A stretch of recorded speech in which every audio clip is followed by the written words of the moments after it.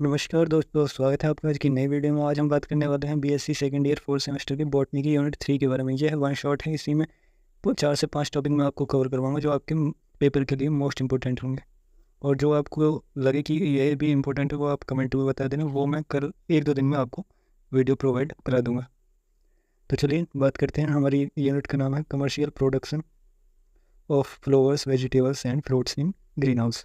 तो green house में जो हमारे फ्लावर, वेजिटेबल्स एंड फ्रूट उगाए जाते हैं उनके बारे में हमें देखना है।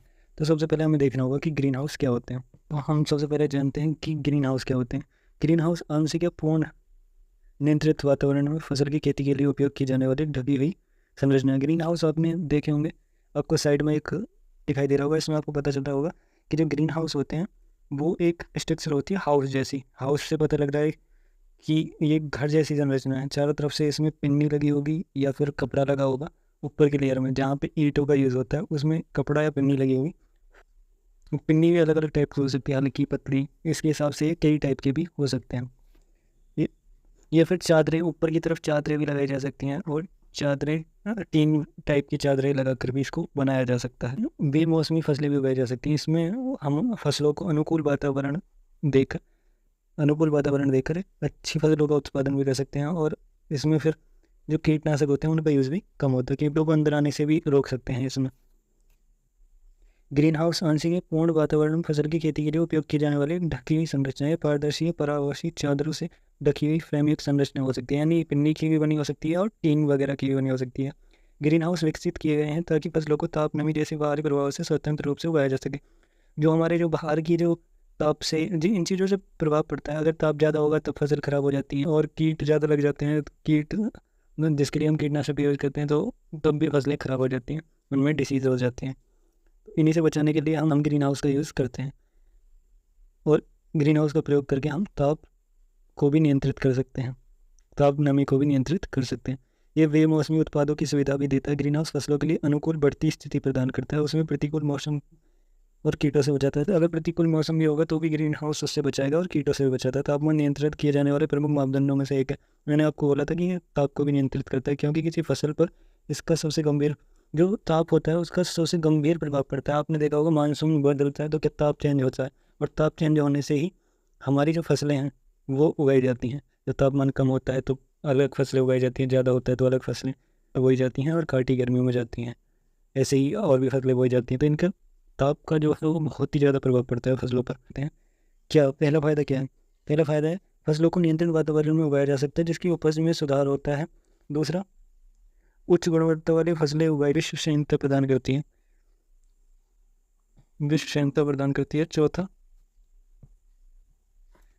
चौथा हो गया, ग्रीन हाउस को जमीन के छोटे से टुकड़े में बनाया जा सकता है। भूमि संसाधन का उपयोग खेती के लिए सर्वोत्तम संभव तरीके से किया जा सकता है। पाँचवा है, पानी, खाद, कीटनाशकों का कुशलतापूर्वक उपयोग करने कचरे को कम किया जा सकता है, और इसलिए लागत कटौती की जा सकती है।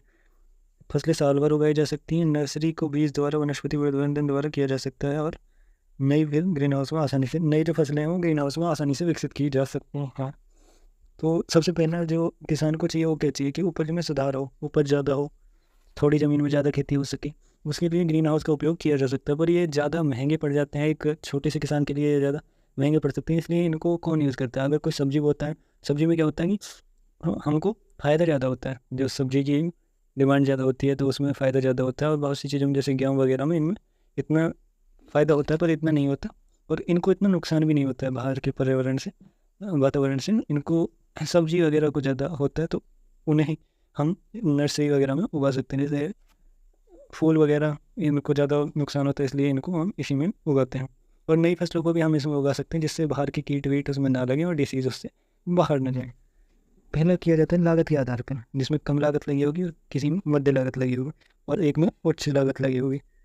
तो 3 प्रकार से किया जा सकता है, कम, मध्य और ज़्यादा। 3 आधार पर हम इसको बांट सकते हैं। अब दूसरा, संरचना के आधार पर एक क्वासेंट प्रकार की, घुमावदार प्रकार की, गेवल छत का प्रकार। ये आप ऐसे ही याद कर सकते हो कि कितने प्रकार के हो सकते हैं। घुमावदार हो सकते हैं, क्वासेंट हो सकते हैं, और गेवल प्रकार के हो सकते हैं। अब बात करते हैं ग्लेज। तो ग्लेज जो होती है, जो हम बाहर की परत लगाते हैं उसको हम ग्लेज कहते हैं, जैसे ग्लेजिंग करना। तो ग्लास की ग्लेजिंग की जा सकती है, शीशा रेशा ग्रोथ प्लास्टिक की जा सकती है। प्लास्टिक में नालीदार हो सकती है, सादा हो सकती है। प्लास्टिक की फिल्म का यूज़ कर सकते हैं। जो होता है स्पेन की संख्या के आधार पर, फ्री स्टैंडिंग सिंगल स्पेन और मल्टी स्पेज स्पेन के आधार पर, और पांचवा है हमारा पर्यावरण नियंत्रण के आधार पर। एक तो होते हैं खुले हुए हवादार, जो आपने नर्सरी वगैरह देखे होंगे, जिनमें पुष्प उगाए जाते हैं यानी फ्लावर की कल्टीवेशन किया जाता है। वो क्या होते हैं, गमलों खुले हुए भी होते हैं। जब आप जाते होगे तो वो खुले हुए होते हैं। कुछ होते हैं निष्क्रिय, कुछ पुष्प जो उगाते हैं वो निष्क्रिय वेंटिलेशन में, जैसे कि वो चारों तरफ से बंद होगा जिसमें उसे उगाते हैं। ग्रीक पौराणिक कथाओं हैं, उनमें पता चलता है कि एक सुंदरता की देवी थी जिनका नाम है एफ्रोडाइट, जिन्होंने अपने बेटा इरोस था, जिसके आगे का एक अक्षर पुनर्स्थापित करके रोज़ रख दिया था। रोज़ ही हम इसको कहते हैं, आपको पता है। और 5000 साल पहले इसकी एशिया में खेती होनी चालू हुई थी, और रोमन काल के दौरान मध्य पूर्व में बड़े पैमाने पर उगाए जाते थे, और इनका इत्र बनाने में और औषधियों के रूप में भी इनका प्रयोग होता है। अब इसकी हम वनस्पति विशेषताएं देखते हैं। वनस्पति विशेषताएं क्या है? ये एक सदाबहार है। सदाबहार यानी ये 12 महीने ही ये झाड़ियों के रूप में रहता है, मतलब हरा भरा रहता है। प्रजातियों के आधार पर ये अलग अलग ऊंचाई तक हो सकते हैं, 2 फीट से 8 फीट तक हो सकती हैं, लेकिन कुछ किस्में 25 फीट और अधिक भी हो सकती हैं। मुख्य फूल के 7 तने पर बारी बारी से पिच्छाकार होती हैं इसकी जो पत्तियाँ होती हैं। जो पत्र होते हैं वो अंडे के आकार के होते हैं, ऐसे कुछ पत्ते होते हैं इनके, बेल ना होकर कुछ कुछ अंडे के आकार के पत्ते होते हैं, और थोड़े दांतेदार होते हैं, ऐसे करके होते हैं थोड़े से। आपने देखा होगा ऐसे करके, ऐसे कुछ यहाँ से ऐसे ऐसे होते हैं ये, अंडाकार और दांतेदार दांतेदार होते हैं। प्रो के आधार पर उनके लेवियान पत्ती होती है, शाखाएं कांटों से घिरी होती है। इसमें जो शाखाएं होती हैं उसमें कांटे होते हैं। आपने गुलाब में कांटे देखे होंगे। फूल की कली गोल अंडाकार नुकीली होती हैं। फूल की जो कली होती हैं वह होती हैं इस प्रकार, अंडाकार होती हैं, नुकीली होती हैं। ठीक है। फूल में आमतौर पर 5 पंखुड़ियाँ होती हैं। ये पेंटागन होते हैं। आपको पता होगा, आपने 3rd सेमेस्टर में पढ़ा होगा कि 5 पंखुड़ियाँ होती हैं। बादल जो होता है, बादल होता है, फूल जो होता है वो 1.25 सेंटीमीटर से 70 सेंटीमीटर होता है। फूल लाल हो सकता है, गुलाबी, नारंगी, नीला, पीला और बैंगनी, सफ़ेद, काला आदि हो सकता है। आपने काला देखा होगा, वो किसमें होता है? एक नाटक था अकबर करके कुछ, उसमें अकबर के पास होता है। गुलाब के पौधों का फल एक मार्शल पुष्प कप होता है, जिसे रोज हिप्स के रूप में जाना जाता है। ये एक उसकी गेंद टाइप की भी लगती है, उसे कहते हैं रोज हिप्स, जिसको अपने बचपन में खाया भी होगा। खट्टा खट्टा सा लगता है ये, जब इसको हम खाते हैं। वह ये खाने के लिए नहीं है, पर इसको बच्चे बचपन में तो खा लेते हैं। मैंने भी खाया, ये थोड़ा खट्टा खट्टा सा लगता है। अब हम बात करेंगे भारत में गुलाब की फसलों की। भारत में जो दुनिया भर में 120 से अधिक प्रजातियाँ पाई जाती हैं। रोजा दमास्कोना, रोजा फीडिका, रोजा चीनेसी, रोजा ब्लेव का। अब आप इन प्रजातियों का स्क्रीनशॉट ले सकते हैं। वैसे आपको पेपर में ये नहीं लिखना। पेपर में आप सिर्फ पहले उसके बारे में लिखा होगा कि बॉटनिकल नेम क्या है और नॉर्मल नेम क्या है, वो आप लिख दोगे। उसके बाद आप थोड़ा सा उसके बारे में लिखोगे कि ग्रीक की पौराणिक कथाओं में क्या दिया गया था, इंट्रोडक्शन के बाद उसके थोड़ा सा झाड़ियों के बारे में लिखोगे, और लंबाई, ऊंचाई, चौड़ाई जो भी है उसके बारे में लिखोगे। फिर पुष्प के बारे में लिखोगे। पुष्प के बारे में लिखने के बाद इनमें से एक आध आप नाम दे सकते हो कि कौन कौन सी प्रजातियाँ होती हैं। रोजा चाइनेसी, बोरन वेब, गुलाब, इनमें से आप बता सकते हो। इसके बाद हम बात करेंगे गुलाब की व्यावसायिक ग्रीन हाउस खेती। अब हम पहले इसमें जो हमें लिखना है वो इंपॉर्टेंट यही है कि हम लिखें उसमें गुलाब की खेती के बारे में। गुलाब का व्यावसायिक उत्पादन खुली हवा और संरक्षित वातावरण दोनों में किया जाता है, लेकिन उच्च गुणवत्ता वाले गुलाब जैसे डच गुलाब मुख्य रूप से ग्रीन हाउस या पॉली हाउस में किया जाता है, जहाँ पर्यावरण की स्थिति नियंत्रण में होती है। जो हमारे व्यावसायिक रूप से जो हम उगाते हैं इन्हें, तो हम इन्हें ग्रीन हाउस में उगाते हैं। आपने देखा होगा कि फूलों की जो खेती है वो ग्रीन हाउस में की जाती है। और ग्रीन हाउस 2 प्रकार के उगाए जा सकते हैं। एक तो खुले हुए होते हैं जो ग्रीन हाउस ही बोलते हैं हम उन्हें, और एक पॉली हाउस, एक पैक्ड जो होते हैं उस टाइप के में उगाया जा सकता है, जहाँ पर्यावरण की स्थिति नियंत्रण होती है। ग्रीन हाउस में अधिक उपज वाले उत्तम गुणवत्ता वाले गुलाब की खेती की जाती है। जो उत्तम गुणवत्ता वाले जो बहुत अच्छे गुलाब होते हैं उनकी खेती की जाती है। गुलाब के फूल के कई उपयोग हैं और इसकी बहुत मांग है। गुलाब के आपने देखा होगा कि प्यार मोहब्बत का प्रतीक माना जाता है, तो इसकी डिमांड बहुत रहती है और फरवरी के महीने में जाती है। मांग में वृद्धि गुलाब की व्यवसायिक खेती को लाभदायक बनाती है। गुलाब के फूलों का उपयोग फूलों की व्यवस्था, मेट, कटे हुए फूलों और खुले फूलों के रूप में नए गुलदस्ते बनाए जाते हैं। उपहार देने, गुलाब देने, जल कुंद, इत्र, सौंदर्य प्रसाधन जैसे गुलाब अत्यधिक महत्वपूर्ण उत्पादों के निर्माण के लिए किया जाता है। इत्र वित्र, गुलकंद वगैरह, गुलाब जल वगैरह में भी इसका बनाने में इसका उपयोग किया जाता है, इसलिए इसकी ज़्यादा डिमांड होती है। और गुलदस्ते वगैरह देने में भी इसका उपयोग किया जाता है। ग्रीन हाउस उत्पादन के लिए उपयुक्त किस्में फर्स्ट रेड, लैम्बर्डा, एम्बेस्टिडोर, नोवेल्स, सारा, ये जो हैं इसकी इलाके हैं वे ग्रीन हाउस के लिए उपयुक्त किस्में हैं जिनका हम ग्रीन हाउस कल्टीवेशन करते हैं। और इसके हम जलवायु के लिए बात करते हैं। जलवायु के लिए क्या बात करेंगे कि कौन से महीने में होता है, कितनी इसके लिए टेम्परेचर होता है, कितनी धूप होती है, कितनी हमें नमी की आवश्यकता है। जो गर्म मौसम होते हैं या उच्च ताप वाले होते हैं उसमें अच्छी गुणवत्ता वाले फूलों का उत्पादन करने के लिए कृत्रिम वेंटिलेशन की जरूरत होती है। इनकी धूप तो जरूरी है पर डायरेक्ट ना पड़े, जिस डायरेक्ट धूप पड़ने से ये मर जा सकते हैं। 6 घंटे की तेज़ धूप की आवश्यकता है। पर अब जो हम फसलें उगाते हैं उन पर डायरेक्ट अगर धूप डाली जाती है तो वो मुरझा जाते हैं, उनकी पत्तियाँ मुरझा जाती है। तो इसलिए हम ऐसे वेंटिलेशन हाउस का उपयोग करते हैं जिसमें धूप तो उस पर आए पर इतनी तेज़ी से ना आए, थोड़ा डायरेक्ट ना करके इनडायरेक्ट ये आओ, जिससे वो उसकी फसलें खराब ना हो। दिन के दौरान 24 से 26 और रात को 15 से 17 होना चाहिए। फसल वृद्धि के लिए 25% की सापेक्ष आर्द्रता और 1000 ppm तक की CAP स्तर सबसे उपयुक्त है। ये जो आपको टर्म दे रखे हैं ये आपको याद करने होंगे क्योंकि ये आपको पेपर में लिखने होंगे। 6 घंटे की ज़्यादा धूप की आवश्यकता होती है और दिन में 24 से 26 और रात में 15 से 17 आर्द्रता की जरूरत जो होगी वो 75 होगी और 100 ppm और कार्बन डाइऑक्साइड का उपयुक्त स्तर होना चाहिए। अब क्यारी की अगर बात करें तो क्यारियाँ तैयार की जाती है पौधे की उचित जल निकासी। क्यारी आपको पता है क्यारी किस लिए उपयोग होंगी? क्यारी पानी के लिए उपयोग होंगी और पौधे की डिस्टेंस के लिए उपयोग होगी कि पौधा कितनी कितनी दूर होना चाहिए। ये आप खुद भी लिख सकते हैं कि क्यारी जो होती हैं पानी के लिए उपयुक्त होती हैं। कुछ कुछ बना कर भी लेकर रहते हैं, हर टॉपिक आप बुक से उतारोगे वो रट्टा मारने वाली बात हो जाएगी। आप खुद भी बना कर लिख सकते हैं। ज़्यादातर लोग गाँव से ही बिलोंग करते होंगे तो क्यों लिख सकते हैं कि क्यारियाँ क्यों बनाई जाती हैं, जल निकासी के लिए बनाई जाती हैं और उठी हुई क्यारियाँ इसके लिए बनाई जाती हैं और कितनी चौड़ा बनाया जाता है वो भी बता सकते हैं कि क्यारी 1 से 1.5 मीटर चौड़ी और 30 सेंटीमीटर ऊंची होती है। भूमि के आधार पर लंबाई जो होती है वो 30 से 50 मीटर हो सकती है। एक क्यारी में पंक्ति सीमा में लगभग 30 से 40 सेंटीमीटर की दूरी पर होनी चाहिए। अब हम इसकी कटाई के बारे में बात करेंगे। इसके बारे में आप 1-2 पॉइंट और देख सकते हैं या फिर इसके बारे में इतना ही लिख के फिर आप इसकी कटाई के बारे में लिखेंगे कि पौधा रोपने के 4 से 5 महीने के बाद फल देने लगता है। इस समय के दौरान पौधे में वृद्धि को काटने और झुकने के मध्य से नियंत्रित किया जाता है।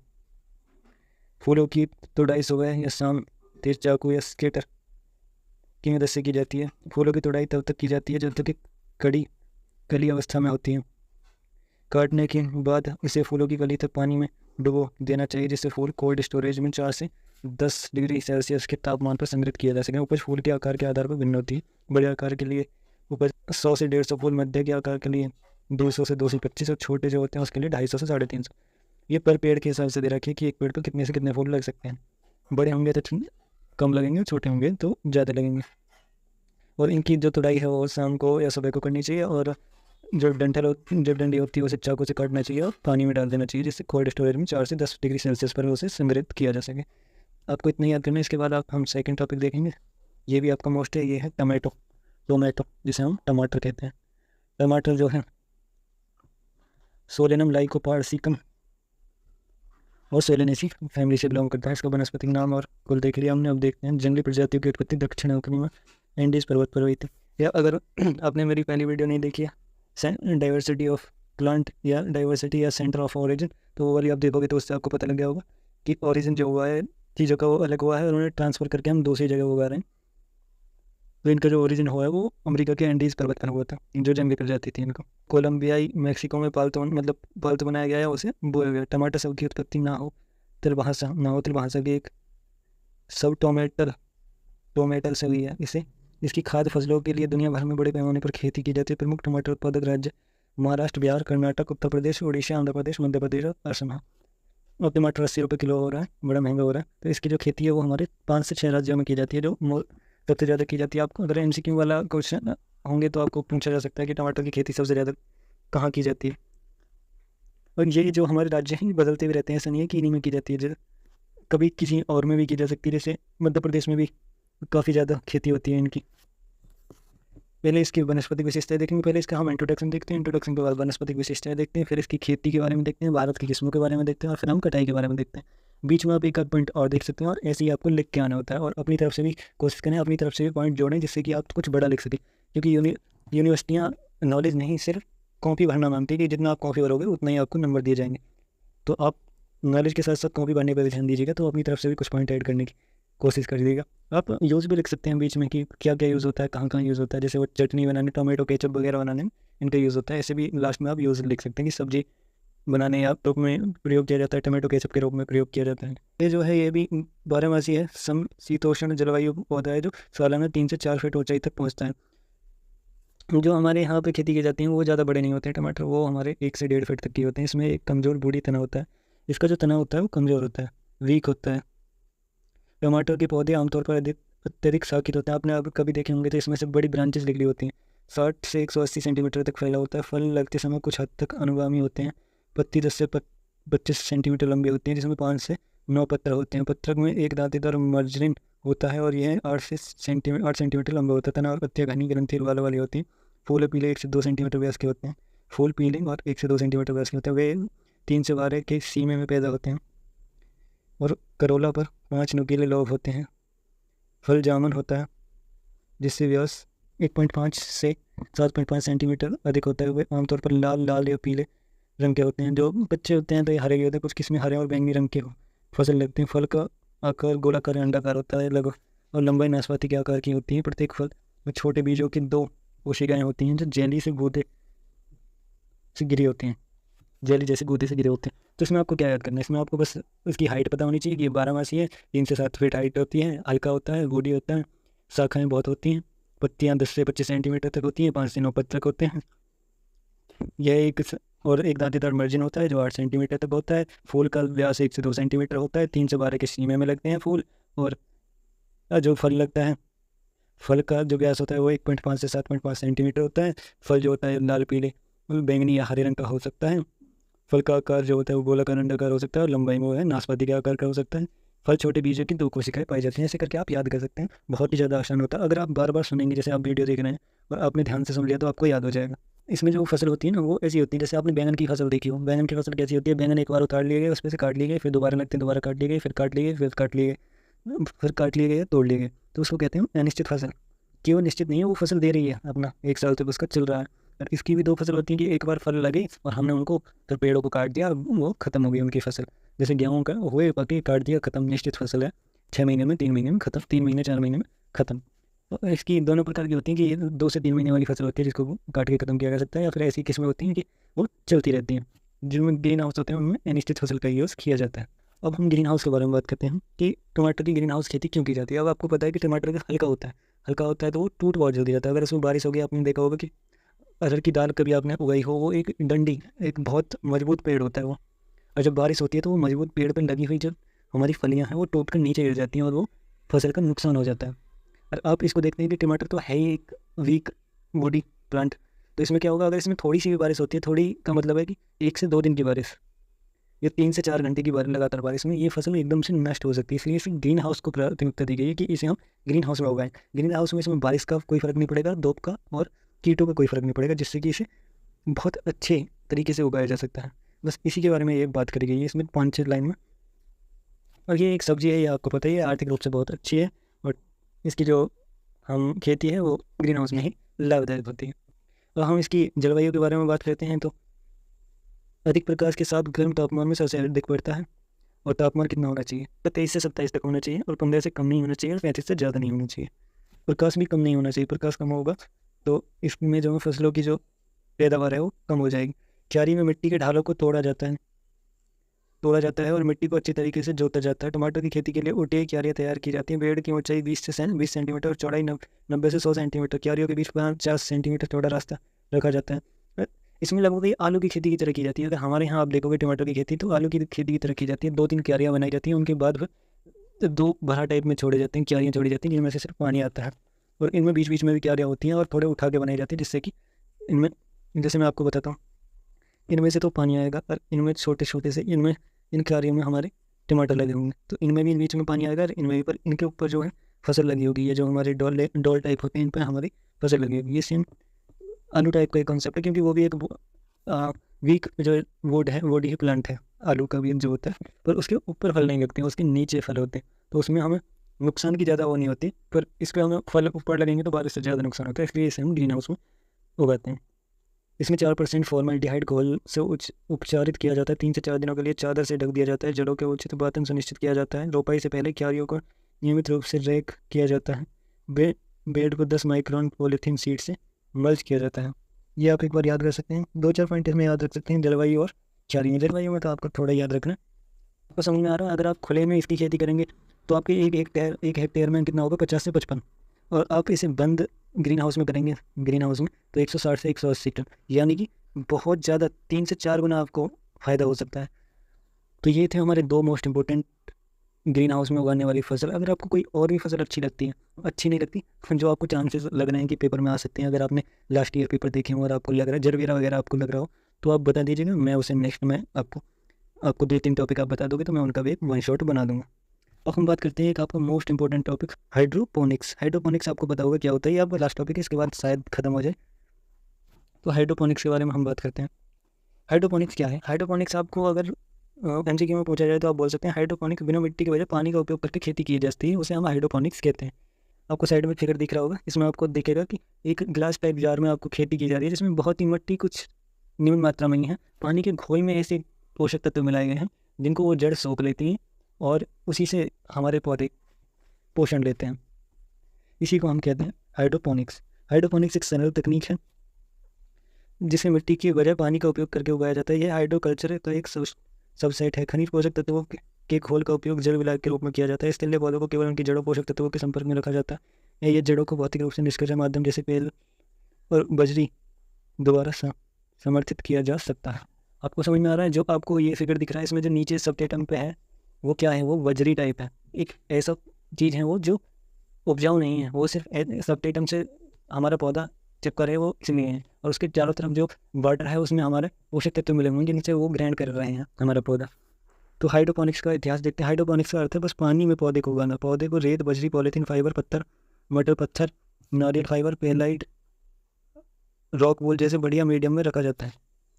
बढ़िया मीडियम नहीं, मतलब इनको उस पर रखा जाता है, मिट्टी के लिए बांझ विकल्प के रूप में काम करता है। ये इनमें रखा जाता है जिससे मिट्टी मतलब अब उपजाऊ नहीं है, अनउपजाऊ ज़मीन हो जाएगी, तो क्या होगा? वो बांझ हो जाएगी, जिसमें से हमें वो, अगर आप मिट्टी में एक बीज डालोगे तो वो भी उपज जाएगा, और उसे ही बजरी में डालोगे तो क्या होगा? वो नहीं उपजेगा, क्योंकि उसमें बजरी में इतनी उपजाऊ क्षमता नहीं है कि वो हमारे एक बीज को किसी बीज को उपज जाए वहाँ। तो ऐसा ही इसमें है कि उसको ऐसा कल्चर दिया जाता है कि उसमें जड़ से वो पोषक लेके ना उपजे, उसे हम पानी में ऐसे पोषक तत्व दें जिससे कि वो उपज जाए, या फिर वो पानी से पोषक तत्व। क्योंकि कई हाइड्रोपोनिक विधियों में कुछ प्रकार के बड़े माध्यम कर्मचारी होते हैं, इसलिए इन विधियों को अक्सर मिट्टी रहित संस्कृति कहा जाता है, जो कि अकेले जल संस्कृति ही से ही हाइड्रोपोनिक्स है।